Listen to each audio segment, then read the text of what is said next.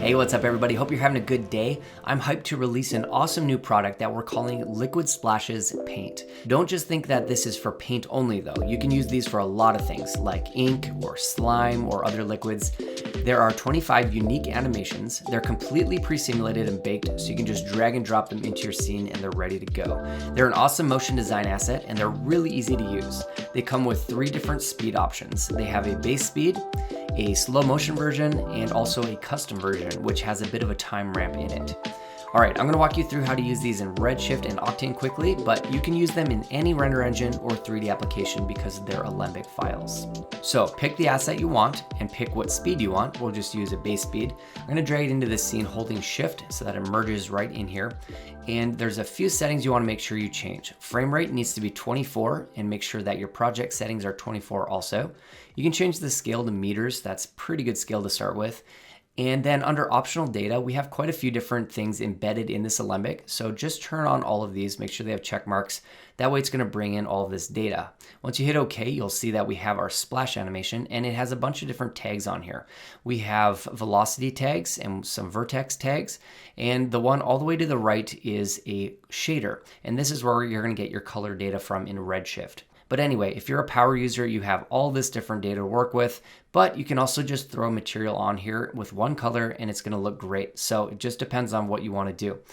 You can see that everything's very fast and easy to use. Everything's been kind of dialed into a perfect resolution so that it's very easy to use and fast, but it looks great. Basically, I just have a standard material and then I have a ramp that is put into the color. And in that ramp, I just have a couple of knots of color here. And then we need to figure out a way to get this shader color data and use it with this ramp. So we'll hit C in here and we're gonna type in point. And there is something called a point attribute. If we double click that, we can just pipe this right into the ramp.